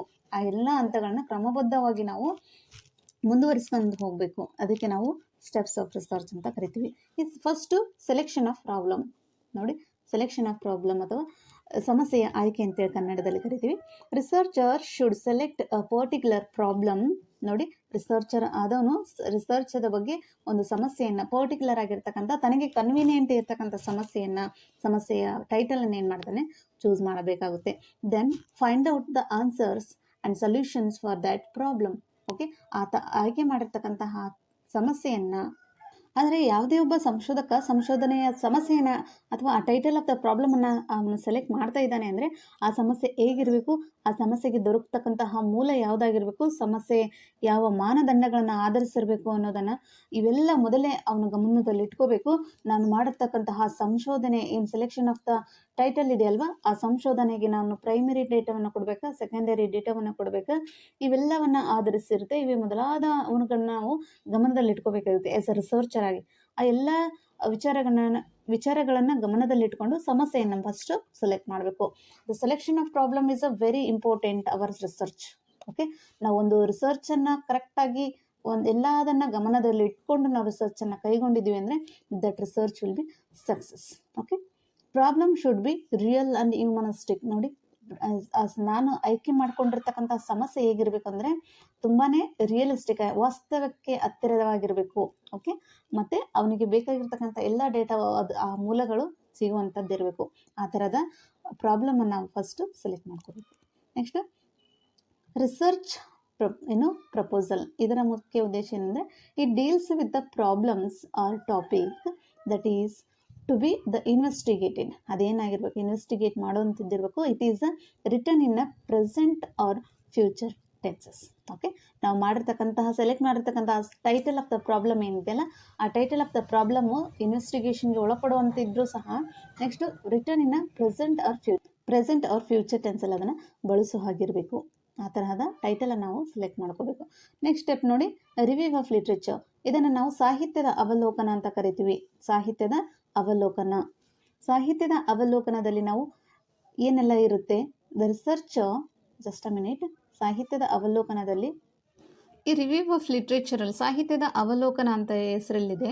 ಸೊ ಸಾಹಿತ್ಯದ ಅವಲೋಕನ ಹೇಗೆ ಮಾಡಬೇಕು, researcher should read and review of literature which is related to his present thesis topic from the various sources. ಅಂದರೆ ಆಸ್ ಅ ರಿಸರ್ಚರ್ ನಾವು ಸೆಲೆಕ್ಟ್ ಮಾಡಿರ್ತಕ್ಕಂತಹ ಟಾಪಿಕ್ ಏನಿದೆಯಲ್ಲ, ಆ ಸೆಲೆಕ್ಟ್ ಮಾಡಿರ್ತಕ್ಕಂತಹ ಟಾಪಿಕ್ಕಿಗೆ ರಿಲೇಟೆಡ್ ಆಗಿರ್ತಕ್ಕಂಥ, ಆ ಸಾಹಿತ್ಯಕ್ಕೆ ರಿಲೇಟೆಡ್ ಆಗಿರ್ತಕ್ಕಂತಹ ಸಂಬಂಧಿಸಿದಂತಹ ಸಾಹಿತ್ಯದ ಅವಲೋಕನ ಕೈಗೊಳ್ಳಬೇಕಾಗುತ್ತೆ. ಯಾಕೆಂದರೆ ನಾನು ಕೈಗೊಂಡಿರ್ತಕ್ಕಂಥ ಆ ಸಮಸ್ಯೆಗೆ ಬೇಕಾಗಿರ್ತಕ್ಕಂಥ ಸೋರ್ಸನ್ನು ಕಲೆಕ್ಟ್ ಮಾಡಬೇಕಲ್ಲ. ಆ ಕಲೆಕ್ಟ್ ಮಾಡ್ತಕ್ಕಂತಹ ಸೋರ್ಸ್ ಯಾವ ರೀತಿ ಇರಬೇಕು, ಪ್ರೈಮರಿ ಆಗಿದ್ರೂ ಇರ್ಬೋದು ಅಥವಾ ಸೆಕೆಂಡರಿ ಡೇಟಾನಾದರೂ ಆಗಿರ್ಬೋದು. ಸೊ ಅದಕ್ಕೂ ಮುಂಚೆ ನಡೆದಿರ್ತಕ್ಕಂತಹ ಉದಾಹರಣೆ ಹೇಳೋದಂದರೆ, ಈಗ ಭಾರತದ ಬಡತನದ ಬಗ್ಗೆ ನಾನು ಸಂಶೋಧನೆ ಕೈಗೊಂಡಿದ್ದೀನಿ ಅಂದರೆ ಇದಕ್ಕೂ ಮುಂಚೆ ಹಲವಾರು ಬಡತನದ ಮೇಲೆ ಸಂಶೋಧನೆಗಳು ಸಿಗ್ತಾ ಹೋಗ್ತವೆ. ಅಂತಹ ಸಂಶೋಧನೆಗಳನ್ನು ಫಸ್ಟ್ ಕಲೆಕ್ಟ್ ಮಾಡ್ಕೋಬೇಕು. ನನ್ನ ಸಂಶೋಧನೆಗೆ ರಿಲೇಟೆಡ್ ಆಗಿರ್ತಕ್ಕಂಥ ಸಾಹಿತ್ಯವನ್ನು ನಾವೇನು ಮಾಡ್ತೀವಿ, ಫಸ್ಟ್ ಕಲೆಕ್ಟ್ ಮಾಡ್ಕೊಂಡು ಅವುಗಳನ್ನ ಓದ್ತೀವಿ. ಓಕೆ, ಇದನ್ನೇ ನಾವು ರಿವ್ಯೂ ಆಫ್ ಲಿಟ್ರೇಚರ್ ಅಂತ ಕರಿತೀವಿ. ಆ ಸಮಸ್ಯೆಗಳನ್ನು ಫಸ್ಟ್ ನನ್ನ ಟಾಪಿಕ್ಕಿಗೆ ರಿಲೇಟೆಡ್ ಆಗಿರ್ತಕ್ಕಂತಹ ಒಂದಷ್ಟು ಫ್ರೀಯಾಗಿ ಆಲ್ರೆಡಿ ಮುಂಚೆ ನಡೆದಿರ್ತಕ್ಕಂಥ ಸಂಶೋಧನೆಗಳನ್ನು, ಬುಕ್ಗಳನ್ನು, ಸರ್ವೆಗಳನ್ನು ತೊಗೊಂಡ್ಬಿಟ್ಟು ನಾನು ಓದಲಿಕ್ಕೆ ಸ್ಟಾರ್ಟ್ ಮಾಡ್ತೀನಿ. ಅದಕ್ಕೆ ನಾವು ರಿವ್ಯೂ ಆಫ್ ಲಿಟ್ರೇಚರ್ ಅಂತ ಕರೀತಾರೆ. ಅದನಂತರ after that we have to get some idea we have to had some information in our research topic. ಅದಕ್ಕೆ ನಾವು ಅದನ್ನು ಪ್ರೈಮರಿ ಸೋರ್ಸಿಂದ ಆಗಿರ್ಬೋದು, ಸೆಕೆಂಡರಿ ಸೋರ್ಸಿಂದನೂ ಕಲೆಕ್ಟ್ ಮಾಡ್ಬೋದಾಗಿದೆ. ಸೊ ಫಸ್ಟ್ ಪ್ರೈಮರಿ ಸೋರ್ಸ್ ನೋಡೋಣ. Researcher while doing his research work he collect information from the original events. ನೋಡಿ, primary data ಅಂದರೆ ಆಲ್ಮೋಸ್ಟ್ ನಮ್ಗೆ ಗೊತ್ತಿದೆ. ಅದು ಈಗ ಒಂದು ಆಕ್ಸಿಡೆಂಟ್ ನಡೆದಿದೆ ಅಂದಾಗ ಲೈವ್ ಆಗಿ ನಾನು ಆ ಆಕ್ಸಿಡೆಂಟನ್ನು ನೋಡ್ತಾ ಇದ್ದೀನಿ. ಸೊ ಲೈವ್ ಆಗಿ ಆಕ್ಸಿಡೆಂಟನ್ನು ನೋಡಿ ಒಂದು ವರದಿಯನ್ನು ಕ್ರಿಯೇಟ್ ಮಾಡ್ತಾ ಇದ್ದೀನಿ. ಅದಕ್ಕೆ ನಾವು ಪ್ರೈಮರಿ ಸೋರ್ಸ್ ಅಂತ ಕರಿತೀವಿ. ಓಕೆ, ನಾನು ಆಲ್ರೆಡಿ ಆ ಆಕ್ಸಿಡೆಂಟನ್ನು ನೋಡಿ ವರದಿಯನ್ನು ಮಾಡಿ ನಾನು ಬುಕ್ ಆಗಿ ಅಥವಾ ಯಾವುದೋ ಒಂದು ಆರ್ಟಿಕಲ್ ಆಗಿ ನಾನು ಪಬ್ಲಿಷ್ ಮಾಡ್ತಾ ಇದ್ದೀನಿ ಅಂದಾಗ ಆ ಪಬ್ಲಿಷ್ ಆಗಿರ್ತಕ್ಕಂಥ ಆರ್ಟಿಕಲನ್ನು ಬುಕ್ಕನ್ನು ಇಟ್ಕೊಂಡು ನಾವು ಇನ್ನೊಬ್ಬರು ಸಂಶೋಧನೆಗೆ ಅದನ್ನು ಅಳವಡಿಸ್ಕೊಳ್ತಾ ಇದ್ದಾರೆ ಅಂದರೆ ಅದನ್ನು ಸೆಕೆಂಡರಿ ಡೇಟಾ ಅಂತ ಕರಿತೀವಿ. ಪ್ರೈಮರಿ ಡೇಟಾ ಅಂದರೆ ಒರಿಜಿನಲ್ ಇವೆಂಟ್ಸ್ ಇರ್ಬೋದು, ರಿಪೋರ್ಟ್ ಇರ್ಬೋದು, ರೆಕಾರ್ಡ್ಸ್ ಇರ್ಬೋದು, ಗವರ್ಮೆಂಟ್ ಅಫಿಷಿಯಲ್ ಇಂಟರ್ವ್ಯೂಸ್ ಇರ್ಬೋದು ಅಲ್ವಾ. ಈ ಗೌರ್ಮೆಂಟ್ ಸರ್ವೆ ಅಂತ ಹೇಳ್ಬಿಡ್ತಾರೆ, ಎಕನಾಮಿಕ್ ಸರ್ವೆ ಅಂತ ಹೇಳ್ಬಿಡ್ತಾರೆ ಇಯರ್ಲಿ. ಓಕೆ, ಈ ಥರದ ಆಫೀಸ್ ಮತ್ತು interview concern to his topic. Okay, ಈ ಥರ ಎಲ್ಲ ವಿಚಾರಗಳನ್ನು ಇನ್ನೂ ಕನ್ನಡದಲ್ಲಿ ಹೇಳೋದಾದರೆ ಪ್ರತ್ಯಕ್ಷವಾಗಿ ಪ್ರಾಥಮಿಕ ಈ ಸಂಶೋಧನೆ ಅಥವಾ ಪ್ರಾಥಮಿಕ ಮೂಲಕ್ಕೆ ನಾವು ಏನೆಲ್ಲ ಎಕ್ಸಾಂಪಲ್ ಕೊಡ್ಬೋದು ಅಂತ, ತಾನು ಅಧ್ಯಯನದ ಕುರಿತು ತನ್ನದೇ ಆಗಿರ್ತಕ್ಕಂಥ ನಿರ್ಧಾರಗಳನ್ನ ಕೈಗೊಳ್ಳಬೇಕು ಅಲ್ವಾ. ಆಸ್ ಅ ರಿಸರ್ಚರ್ ಆಗಿ ನಾನು ನನ್ನ ಅಧ್ಯಯನಕ್ಕೆ ನನ್ನದೇ ಆಗಿರ್ತಕ್ಕಂಥ ಒಂದಷ್ಟು ನಿರ್ಧಾರಗಳನ್ನು ಕೈಗೊಳ್ಳಬೇಕು ಅಂದರೆ ಒಂದಷ್ಟು ಪ್ರಾಥಮಿಕ ಮೂಲಗಳನ್ನು ತಗೋಬೋದು ಅಥವಾ ಸೆಕೆಂಡರಿ ಡೇಟಾವನ್ನು ಸಹ ನಾವು ಕಲೆಕ್ಟ್ ಮಾಡ್ಬೋದು. ಈ ಪ್ರಾಥಮಿಕ ಮೂಲಕ್ಕೆ ಬೆಸ್ಟ್ ಎಕ್ಸಾಂಪಲ್, ಯಾಕೆಂದರೆ ನಮಗೆ ಈ ಕೇಸೆಟಲ್ಲಿ ಕೇಳ್ತಕ್ಕಂಥದ್ದು ಇದಕ್ಕೆ ವಿಚ್ ಇಸ್ ಕೆಳಗೆ ಕೊಟ್ಟಿರ್ತಕ್ಕಂತಹ ಆಪ್ಷನಲ್ಲಿ ಯಾವುದು ಪ್ರಾಥಮಿಕ ಅಥವಾ ಪ್ರೈಮರಿ ಸೋರ್ಸ್ ಆಗಿದೆ ಅಂತ ಹೇಳಿ ಕೇಳ್ತಾರೆ. ಮೂಲ ಪುಸ್ತಕ ಇರ್ಬೋದು, ವಾರ್ಷಿಕ ಪುಸ್ತಕಗಳಿರ್ಬೋದು, ಕೈಪಿಡಿ ಇರ್ಬೋದು ಅಲ್ವಾ, ಗೌರ್ಮೆಂಟ್ ಅಫಿಷಿಯಲ್ಸಲ್ಲಿ ದಿನಚರಿ ಇರ್ಬೋದು, ಈ ಮಹಾಪ್ರಬಂಧಗಳು, ಓಕೆ, ಈ ವರದಿಗಳು, ಸರ್ಕಾರ ಪ್ರಕಟಣೆ ಮಾಡ್ತಕ್ಕಂಥ ವರದಿಗಳು, ಇವೆಲ್ಲ ಪ್ರೈಮರಿ ಸೋರ್ಸ್ಗೆ ಬೆಸ್ಟ್ ಎಕ್ಸಾಂಪಲ್ ಆಗ್ತವೆ. Next it is called primary source ಆಯಿತು. ಸೆಕೆಂಡರಿ ಸೋರ್ಸ್ ನೋಡೋಣ. Researcher while doing is research work he collect information. ನೋಡಿ, ಈ collects informatic from other experience is called secondary source. ಅಂದರೆ ಅದನ್ನೇ ಹೇಳಿದಾಗೆ ಒಂದು ಆಕ್ಸಿಡೆಂಟನ್ನು ನೋಡಿದೆ, ಆ ಆಕ್ಸಿಡೆಂಟನ್ನು ನೋಡಿ ನಾನು ವರದಿ ಮಾಡಿ ಅದನ್ನೊಂದು ಪುಸ್ತಕವನ್ನಾಗಿ ಬಿಡುಗಡೆ ಮಾಡಿದೆ. ಈಗಾಗಲೇ ಪಬ್ಲಿಷ್ ಆಗಿರ್ತಕ್ಕಂತಹ ಪುಸ್ತಕವನ್ನು ಓದೋದಿರ್ಬೋದು, ನೆಕ್ಸ್ಟು ಈಗಾಗಲೇ ಕ್ರಿಯೇಟ್ ಮಾಡಿರ್ತಕ್ಕಂತಹ ಫಿಲ್ಮ್ಸ್ ಇರ್ಬೋದು, ಓಕೆ, ಈಗಾಗಲೇ ಕ್ರಿಯೇಟ್ ಆಗಿರ್ತಕ್ಕಂಥ ಸ್ಟೇಟ್ಮೆಂಟ್ಗಳಿರ್ಬೋದು, ಇವಕ್ಕೆ ನಾವು ಸೆಕೆಂಡರಿ ಸೋರ್ಸ್ ಅಂತ ಕರಿತೀವಿ. ಇನ್ನು ಇದನ್ನು ಸೆಕೆಂಡರಿ ಸೋರ್ಸ್ಗೆ ಕನ್ನಡದಲ್ಲಿ ಅನುಷಂಗಿಕ ಅಂತೇನು ಕರೀತಾರೆ, ಅನುಷಂಗಿಕ ಆಕಾರ ಅಥವಾ ಸೆಕೆಂಡರಿ ಸೋರ್ಸ್ ಅಂತ ಕರಿತೀವಿ. ಈಗ ಆಲ್ರೆಡಿ ಇರ್ತಕ್ಕಂಥ ವಿಶ್ವಕೋಶಗಳಿರ್ಬೋದು, ಡಿಕ್ಷನರೀಸ್ ಇರ್ಬೋದು, ಓಕೆ, ಸಂಶೋಧನೆಗೆ ಒಳಪಟ್ಟಿರ್ತಕ್ಕಂಥ ಒಂದಷ್ಟು ಸಂಶೋಧನೆಯ ಪುಸ್ತಕಗಳಿರ್ಬೋದು, ನೆಕ್ಸ್ಟು ಗ್ರಂಥ ಸೂಚಿಗಳಿರ್ಬೋದು, ಈ ಥರ ಹಲವಾರು ಸೆಕೆಂಡರಿ ಡೇಟಾವನ್ನು ಕಲೆಕ್ಟ್ ಮಾಡಿ ನಮ್ಮ ಸಂಶೋಧನೆಗೆ ಏನು ಮಾಡ್ಬೋದು, ನಾವು ರಿವ್ಯೂವನ್ನು ಅದನ್ನೆಲ್ಲ ಓದ್ಬಿಟ್ಟು ಒಂದು ರಿವ್ಯೂವನ್ನು ಕಲೆಕ್ಟ್ ಮಾಡ್ಕೊಳ್ಳೋದು. ಅಂದರೆ ಅವೆಲ್ಲ ಓದೋದ್ರಿಂದ ನಮ್ಮ ಸಂಶೋಧನೆಗೆ ಏನೆಲ್ಲ ಆ್ಯಡ್ ಮಾಡಬಹುದು ಅನ್ನೋದರ ಐಡಿಯಾವನ್ನು ಪಡ್ಕೋಬಹುದು. ಇನ್ನು ಫಾರ್ಮುಲೇಟಿಂಗ್ ಹೈಪೋಥಿಸಿಸ್ ವೆರಿ ಇಂಪಾರ್ಟೆಂಟು. ಮೂರನೇ ಹಂತ ಇದು ಪ್ರಾಕಲ್ಪನೆಗಳ ನಿರೂಪಣೆ ಅಂತೇಳಿ ಕನ್ನಡದಲ್ಲಿ ಕರಿತೀವಿ. ಓಕೆ, ಪ್ರಾಕಲ್ಪನೆಗಳ ನಿರೂಪಣೆ. ಈ formulating hypothesis, formulate means to create. ನೋಡಿ, ಫಾರ್ಮುಲೇಟ್ ಅಂದರೆ to create, hypothesis means tentative. Tentative ಅಂದರೆ ಇದು ತಾತ್ಕಾಲಿಕ ಅಂತೇಳಿ ಕರಿತೀವಿ ನಾವು. ಟೆಂಟೇಟಿವ್ ಅಂದರೆ ತಾತ್ಕಾಲಿಕ. ಓಕೆ, ಫಾರ್ಮುಲೇಟ್ ಅಂದರೆ ಟು ಕ್ರಿಯೇಟ್, ಅದನ್ನು ಫಾರ್ಮುಲೇಟ್ ಮಾಡು ಅಥವಾ ಕ್ರಿಯೇಟ್ ಮಾಡು ಅಂತ ಕರಿತೀವಿ. ಅಂದರೆ ಒಂದು ಸಮಸ್ಯೆಯನ್ನು ನಾವೇನು ಮಾಡಬೇಕು, ತಾತ್ಕಾಲಿಕವಾಗಿ ಕ್ರಿಯೇಟ್ ಮಾಡ್ತಕ್ಕಂಥದಕ್ಕೆ ನಾವು ಫಾರ್ಮುಲೇಟಿಂಗ್ ಹೈಪೋಥಿಸಿಸ್ ಅಂತ ಕರಿತೀವಿ. ಯಾಕೆ ಇದು ನಮ್ಮ ಸಂಶೋಧನೆಗೆ ಮುಖ್ಯವಾಗಿ ಬೇಕಾಗುತ್ತೆ ಅಂದರೆ ಡಿಫೈನಿಂಗ್ ಅ ಪ್ರಾಬ್ಲಮ್. ಫಸ್ಟ್ ಇದರಲ್ಲಿ ಮತ್ತೆ 2 ವಿಧಗಳು ನೋಡ್ತೀವಿ.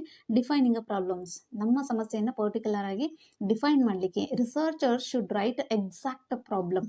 ಓಕೆ, ನಮಗೇನು ಗೊತ್ತಿಲ್ಲ, ಆದರೂ ನಾವು ಒಂದು ಎಕ್ಸಾಕ್ಟ್ ಆಗಿರ್ತಕ್ಕಂಥ ಪ್ರಾಬ್ಲಮನ್ನು ಬರೀಬೇಕು ಅಂದರೆ ನಾವು ಫಸ್ಟ್ ಅದನ್ನು ಕಲ್ಪನೆ ಮಾಡ್ಕೊಳ್ತೀವಿ. ಅದಕ್ಕೆ ನಾವು ಪ್ರಾಕಲ್ಪನೆ ಅಂತ ಕರಿತೀವಿ.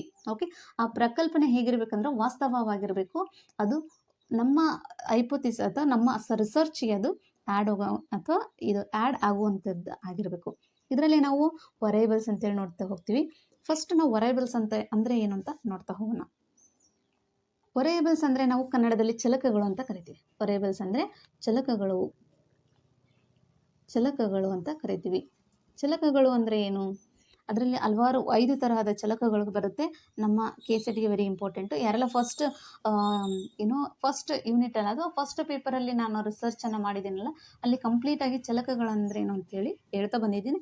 ಆ ಕ್ಲಾಸನ್ನು ನೋಡಿ ಬನ್ನಿ, ಇದು ಇನ್ನೂ ಸುಲಭವಾಗಿ ಅರ್ಥ ಆಗ್ತಾ ಹೋಗುತ್ತೆ. ಚಲಕಗಳು, ನಾವು ಚಲಕಗಳಲ್ಲಿ independent variables, dependent variables, intervening variables, moderator variables and control variables, 5 ತರಹದ ವರೈಬಲ್ಸ್ಗಳನ್ನು ನೋಡ್ತಾ ಹೋಗಿದ್ವಿ. ಇಂಡಿಪೆಂಡೆಂಟ್ ವರೈಬಲ್ಸ್ ಅಂದರೆ ಇದನ್ನು ಸ್ವತಂತ್ರ ಚಲಕ ಅಂತ ಕರಿತೀವಿ. ಓಕೆ, ಫಸ್ಟ್ ಚಲಕ ಅಂದರೆ ಏನು ಅಂತ ನೋಡೋಣ ಒಂದು ಸೆಂಟೆನ್ಸಲ್ಲಿ ಕನ್ನಡದಲ್ಲಿ. ಚಲಕಗಳು ಅಂದರೆ ಯಾವುದೇ ಒಂದು ಅಂಶ, ನೋಡಿ ಯಾವುದೇ ಒಂದು ಅಂಶ ಬದಲಾವಣೆಗೆ ಒಳಪಡುತ್ತದೆಯೋ ಅದೇ ಚರಾಂಶ. ನೋಡಿ, ಯಾವುದಾದ್ರೂ ಒಂದು ವಿಷಯ ಇರ್ಬೋದು, ಅದು ಇವತ್ತು ಮಗು ಇರ್ಬೋದು, ಆ ಮಗುವಿಗೆ ನಾನು ಪ್ರೇರಣೆ ಮಾಡ್ತಾ ಇದ್ದೀನಿ ಅಂದರೆ ಆ ಮಗುವಿನಲ್ಲಿ ಏನಾಗುತ್ತೆ, ಬದಲಾವಣೆ ಕಾಣ್ತಾ ಹೋಗುತ್ತೆ. ಅದಕ್ಕೆ ನಾವು ಅರೈವಲ್ಸ್ ಅಂತ ಕರಿತೀವಿ. ಓಕೆ, ಈ ಥರ ಯಾವುದೇ ಒಂದು ಅಂಶ ಬದಲಾವಣೆಗೆ ಒಳಪಡುತ್ತದೆಯೋ ಅದೇ ಚರಾಂಶ ಅಥವಾ ಚಲಕ. ಒಂದು ವಸ್ತುವಿನ ಗುಣಲಕ್ಷಣಗಳು ನಿರಂತರವಾಗಿ ಏನಾಗ್ತಾ ಇದ್ದಾವೆ ಅಂದರೆ ಈಗಿನ ಕಲಿಯುಗದಲ್ಲಿ ಏನಾಗ್ತದೆ, ನಿರಂತರವಾಗಿ ಬದಲಾವಣೆಯನ್ನು ತೋರ್ಪಡಿಸ್ತವೆ. ಅದೇ ನಾವು ಚರಾಂಶ ಅಥವಾ ಚಲಕ ಅಂತ ಕರಿತೀವಿ. ಈ ಬದಲಾವಣೆಗೆ ಒಳಪಡ್ತಕ್ಕಂಥ ಗುಣ, ಸಂಗತಿ, ಅಂಶ ಇವೆಲ್ಲವಕ್ಕೂ ನಾವು ಚಲಕ ಅಂತ ಕರಿತೀವಿ. ಇನ್ನು ಬೆಸ್ಟ್ ಎಕ್ಸಾಂಪಲ್ ಅಂದರೆ ಮಕ್ಕಳ ವಯಸ್ಸಿರ್ಬೋದು, ನಮ್ಮ ವಯಸ್ಸು, ನಾಟ್ ಓನ್ಲಿ ಮಕ್ಕಳು ವಯಸ್ಸು ಇರ್ಬೋದು, ಏನಾಗುತ್ತೆ, ನಿರಂತರವಾಗಿ ಬದಲಾಗ್ತಾ ಹೋಗುತ್ತೆ. ನೋಡಿ, ನೆಕ್ಸ್ಟು ತೂಕ, ಎತ್ತರ, ಗಾತ್ರ ಇವೆಲ್ಲ ವಿಚಾರಗಳು ಬದಲಾವಣೆಗೆ ಒಳಪಡುತ್ತವೆ. ಚಲಕಗಳಂದ್ರೇ ಸಂಶೋಧಕ ತೋರ್ಪಡಿಸ್ತಕ್ಕಂಥ, ನಿಯಂತ್ರಿಸುವಂಥ ಅಥವಾ ಅವಲೋಕಿಸ್ತಕ್ಕಂಥ ಸ್ಥಿತಿಗಳು ಅಥವಾ ಗುಣಲಕ್ಷಣಗಳು ಏನಾಗ್ತವೆ, ಚೇಂಜಸ್ ಆಗ್ತಾ ಹೋಗೋದು. ಅದಕ್ಕೆ ನಾವು ಫಸ್ಟು ಇಂಡಿಪೆಂಡೆಂಟ್ ವೆರೈಬಲ್ಸ್ ಅಂತ ನೋಡ್ತಾ ಹೋಗೋಣ. ಇಂಡಿಪೆಂಡೆಂಟ್ ವೆರೈಬಲ್ ಅಂದರೆ ಸ್ವತಂತ್ರ ಚಲಕ. ಓಕೆ, ಯಾವ ಚಲಕವು ಮತ್ತೊಂದು ಚಲಕದ ಮೇಲೆ ಪ್ರಭಾವ ಬೀರಿ ಆ ಚಲಕದ ಮೌಲ್ಯದ ಬದಲಾವಣೆಗೆ ಕಾರಣ ಆಗ್ತಾ ಇದೆಯೋ ಅದೇ ಸ್ವತಂತ್ರ ಚಲಕ. ನೋಡಿ, ಇಟ್ ಈಸ್ ಅಫೆಕ್ಟಿಂಗ್ ಆನ್, ನೋಡಿ independent ವೆರೈಬಲಲ್ಲಿ it is affecting on other variable and values changes, it's such a variable is called independent variable. Okay, next for example ನೋಡೋಣ. ಎಕ್ಸಾಂಪಲ್ ಇದು, just a minute. For example, intelligent and hours devoted for study per day determines the academic performance of a student. ಕನ್ನಡದಲ್ಲಿ ಹೇಳ್ತೀನಿ ನೋಡಿ ಹಿಂಗಂದ್ರೆ ಏನು ಅಂತ. So for example, intelligent student ಇದ್ದಾನೆ. ಆ intelligent student ತನ್ನ ವೈಯಕ್ತಿಕವಾಗಿ ತಾನು ಓದ್ತಾ ಇದ್ದಾನೆ. ಅದು ಈಗ ನಾನು ಸ್ಟಡಿ ಮಾಡ್ತಾ ಇದ್ದೀನಿ. ಓಕೆ, ವಿದ್ಯಾರ್ಥಿ ಸ್ಟಡಿ ಮಾಡ್ತಾ ಇದೆ. ಆ ವಿದ್ಯಾರ್ಥಿ ಸ್ಟಡಿ ಮಾಡೋದಕ್ಕೆ ನಾವು ಇಂಡಿಪೆಂಡೆಂಟ್ ವೆರೈಬಲ್ಸ್ ಅಂತ ಕರಿತೀವಿ. ಓಕೆ, ಆ ಇಂಡಿಪೆಂಡೆಂಟ್ ವೆರೈಬಲ್ಸ್ ಅಂದರೆ ನಾನು ಸ್ಟಡಿ ಮಾಡ್ತಾ ಇದ್ದೀನಿ, ಅದನ್ನು ಇಂಡಿಪೆಂಡೆಂಟ್ ವೆರೈಬಲ್ಸ್ ಅಂತೀವಿ. ನಾನು ಸ್ಟಡಿ ಮಾಡಿದ್ದರ ಆಧಾರದ ಮೇಲೆ ನನ್ನಲ್ಲಿ ಚೇಂಜಸ್ ಆಗುತ್ತೆ. ರಿಸಲ್ಟಲ್ಲಿ ನಾನು ರ್ಯಾಂಕ್ ಬರ್ತೀನಿ. ಆ ಸ್ಟೂಡೆಂಟ್ ಪರ್ಫಾರ್ಮೆನ್ಸ್, ಅಕಾಡೆಮಿಕ್ ಪರ್ಫಾರ್ಮೆನ್ಸ್ ಏನು ಒಂದು ವರ್ಷದ ಉದ್ದಕ್ಕೂ ಓದಿರ್ತಕ್ಕಂತಹ ಸ್ಟೂಡೆಂಟದ ರಿಸಲ್ಟ್ ಬರುತ್ತಲ್ವ, ಅದು ಡಿಪೆಂಡೆಂಟ್ ವೆರೈಬಲ್ಸ್ ಆಗುತ್ತೆ. ಇನ್ನೊಂದ್ಸಲ ನೋಡಿ, intelligent and hours devoted for study per day determines the academic performance of the students. Okay, ಇವತ್ತು ನಾನು ಸ್ವತಂತ್ರವಾಗಿ ಓದ್ತಾ ಇದ್ದೀನಿ ಅಂದರೆ, ನಾನು ಸ್ಟಡಿ ಮಾಡ್ತಾ ಇದ್ದೀನಿ ಅಂದರೆ ಸ್ವತಂತ್ರ ಚಲಕ ಆಗುತ್ತೆ. ಆ ಸ್ಟಡಿ ಮಾಡಿದ್ದರ ಆಧಾರದ ಮೇಲೆ ನಾನು ಫೈನಲ್ ಇಯರಲ್ಲಿ ನಾನು ಏನು ಮಾಡ್ತೀನಿ, ಒಳ್ಳೆಯ ಪರ್ಸೆಂಟೇಜನ್ನು ಮಾಡ್ತೀನಿ. ಅದನ್ನು ನಾನು ಡಿಪೆಂಡೆಂಟ್ ವೆರೈಬಲ್ ಅಂದರೆ, ನಾನು ಸ್ಟಡಿ ಮಾಡಿದ್ರಿಂದ ತಾನೇ ನನಗೆ ಫಸ್ಟ್ ರ್ಯಾಂಕ್ ಬಂದಿದ್ದು. ಅದಕ್ಕೆ ಸ್ಟಡಿ ಅನ್ನೋದು ಅದೇನಾಗುತ್ತೆ, ಇಂಡಿಪೆಂಡೆಂಟ್ ವೆರೈಬಲ್. ಆದರೆ ನಾನು ಸ್ಟಡಿ ಮಾಡಿದರ ಆಧಾರದ ಮೇಲೆ, ಸ್ಟಡಿ ಮಾಡಿದರ ಪ್ರಭಾವದಿಂದಾಗಿ ಬದಲಾವಣೆಯಾಗಿದ್ದೀನಿ. ಆ ಬದಲಾವಣೆಯ ಪರಿಣಾಮ ಏನಾಗಿದೆ, ನನ್ನ ರಿಸಲ್ಟ್ ಫಸ್ಟ್ ರ್ಯಾಂಕ್ ಬಂದಿದೆ. ಅದು ಡಿಪೆಂಡೆಂಟ್ ವೆರೈಬಲ್. ಕಂಪ್ಲೀಟ್ ಆಯಿತು ಅಂದ್ಕೊಳ್ತೀನಿ. ಡಿಪೆಂಡೆಂಟ್ ವೆರೈಬಲ್ ನೋಡಿ, a value of a valuable. ನೋಡಿ, the value of variable is depended on others value of variable. ನೋಡಿ, ಒಂದು ವ್ಯಾಲ್ಯೂ ಅನ್ನೋಂಥದ್ದು, ವ್ಯಾಲ್ಯೂ ಆಗಿರ್ತಕ್ಕಂಥ ಚಲಕ ಇನ್ನೊಂದರ ಮೇಲೆ ಪರಿಣಾಮ ಬಿದ್ದು, ಇನ್ನೊಂದರ ಆಧಾರದ ಮೇಲೆ ಏನಾಗುತ್ತೆ, ಬದಲಾವಣೆಗೆ ಒಳಪಡ್ತಾ ಇದ್ದರೆ that is called dependent variable. It is value is changing on other value. ನೋಡಿ, ಅದರ ವ್ಯಾಲ್ಯೂ ಏನಾಗುತ್ತೆ, ಬೇರೊಂದು ವ್ಯಾಲ್ಯೂದ ಮೇಲೆ ಪ್ರಭಾವಕ್ಕೆ ಒಳಗಾಗಿ ಬದಲಾಗ್ತಾ ಇದೆ. ಅದಕ್ಕೆ ನಾವೇನು ಮಾಡ್ತೀವಿ, ಡಿಪೆಂಡೆಂಟ್. ಅದೇ ಡಿಪೆಂಡ್ ಆಗಿದೆ. ಇನ್ನು ಬೆಸ್ಟ್ ಎಕ್ಸಾಂಪಲ್ ಕೊಡ್ತೀನಿ ನಾನು. ಈಗ ಸೈಕಲ್ ತುಳಿತಾ ಇದ್ದೀನಿ ನಾನು ಅಲ್ವಾ, ಸೈಕಲ್ ತುಳಿತಾ ಇದ್ದೀನಿ. ಆ ಸೈಕಲ್ ತುಳಿತ ನನಗೆ ಸ್ವತಂತ್ರ ಚಲಕ. ಓಕೆ, ನಾನು ನನ್ನ ಎಲ್ಲ ಭಾರಗಳನ್ನು ಹಾಕಿಬಿಟ್ಟು ಸೈಕಲ್ನ ತುಳಿತಾ ಇದ್ದೀನಿ ಅಂದಾಗ ದಟ್ ಈಸ್ ಅ ಸ್ವತಂತ್ರ ಚಲಕ. ಆ ಸೈಕಲ್ ತುಳಿತದಿಂದ ನನ್ನ ಬಾಡಿಯಲ್ಲಿ ಆಯಾಸ ಉಂಟಾಗ್ತಾ ಇದೆ. ಓಕೆ, ಎದೆ ಬಡಿತ ಜಾಸ್ತಿ ಆಗ್ತಾ ಇದೆ, ಹೃದಯ ಬಡಿತ ಜಾಸ್ತಿ ಆಗ್ತಾ ಇದೆ ಅಂದರೆ ಅದು ಯಾವುದರ ಆಧಾರದ ಮೇಲೆ ಆಗಿತ್ತು, ಯಾವುದರ ಆಧಾರವಾಗಿ ನನಗೆ ಸುಸ್ತಾಗ್ತಾ ಇದೆ ಅಂದರೆ ಆ ಸೈಕಲ್ ತುಳಿಯುವುದರ ಆಧಾರದ ಮೇಲೆ. ಓಕೆ, ಸುಸ್ತಾಗ್ತಾ ಇದೆ. ಓಕೆ, ಯಾವುದರ ಆಧಾರದ ಮೇಲೆ ನನಗೆ ಸುಸ್ತಾಗ್ತಾ ಇದೆ ಅಂದರೆ ಸೈಕಲ್ ತುಳಿಯುವುದರ ಆಧಾರದ ಮೇಲೆ. ಅದಕ್ಕೆ ಸೈಕಲ್ ತುಳಿತ ಅನ್ನೋದು ಇಂಡಿಪೆಂಡೆಂಟ್ ವೆರೈಬಲ್ ಆದರೆ, ಆ ಸೈಕಲ್ ತುಳಿತದ ಆಧಾರದ ಮೇಲೆ ನನಗೆ ಸುಸ್ತಾಗ್ತಾ ಇದೆ, ಅದು ಓಕೆ. ಡಿಪೆಂಡೆಂಟ್ ವೆರೈಬಲ್ ಯಾವಾಗಲೂ ಇಂಡಿಪೆಂಡೆಂಟ್ ವೆರೈಬಲದ ಮೇಲೆ ಅವಲಂಬಿತವಾಗಿರುತ್ತೆ. ಅದಕ್ಕೆ ನಾವು ಡಿಪೆಂಡೆಂಟ್ ಮತ್ತು ಇಂಡಿಪೆಂಡೆಂಟ್. ಸೈಕಲ್ ತುಳಿತ ಅನ್ನೋದು ಡಿಪೆಂಡೆಂಟ್ ಆದರೆ, ಸ್ವತಂತ್ರವಾದರೆ, ಅದು ಏನು ಆ ಸೈಕಲ್ ತುಳಿತದಿಂದ ಆಯಾಸ ಆಗ್ತಕ್ಕಂಥದ್ದು ನಾವು ಡಿಪೆಂಡೆಂಟ್ ಅಥವಾ ಅದರ ಅವಲಂಬಿತ ಅಥವಾ ಪರತಂತ್ರ ಚಲಕ ಅಂತ ಕರಿತಾ ಹೋಗ್ತೀವಿ. Okay, this is all about today's class. ನಾಳೆ ಕ್ಲಾಸಲ್ಲಿ ನಾವು ಈ ಇಂಟರ್ವೆನಿಂಗ್ ವೇರಿಯೇಬಲ್ಸ್ ಇದೆ, ನೆಕ್ಸ್ಟು ಮಾಡ್ಯುರೇಟಿವ್ ವೇರಿಯೇಬಲ್ಸ್, ಕಂಟ್ರೋಲ್ ವೇರಿಯೇಬಲ್ಸ್, ಇವಿಷ್ಟನ್ನು ನೋಡಿ ಫಾರ್ಮುಲೇಟಿಂಗ್ ಹೈಪೋಥೆಸಿಸ್ ನೋಡೋಣ. ಫಾರ್ಮುಲೇಟಿಂಗ್ ಹೈಪೋಥೆಸಿಸಲ್ಲಿ 3 ಇಂಪಾರ್ಟೆಂಟ್ ಆಗಿರ್ತಕ್ಕಂಥ ಹೈಪೋಥೆಸಿಸ್ ಟೈಪ್ಸ್ ಇದೆ. ಸೊ ಅವು ಕೂಡ ತುಂಬ ಇಂಪಾರ್ಟೆಂಟು. ರಿಸರ್ಚ್ ಹೈಪೋಥೆಸಿಸ್ ಅಂದರೆ ಏನು, ನಲ್ ಹೈಪೋಥೆಸಿಸ್ ಅಂದರೆ ಏನು, ಅಲ್ಟರ್ನೇಟಿವ್ ಹೈಪೋಥೆಸಿಸ್ ಅಂದರೆ ಏನು ಅಂತ ನಾಳೆ ಕ್ಲಾಸಲ್ಲಿ ಡಿಸ್ಕಸ್ ಮಾಡೋಣ. Okay, thank you so much. If you anything queries regarding this class, please comment me. ಹಾಗೆ ನಿಮ್ಮ ಲೈಕ್ ಕೂಡ ನನಗೆ ವೆರಿ ಇಂಪಾರ್ಟೆಂಟ್ ಆಗುತ್ತೆ. Please don't forget to like. Okay, thank you so much.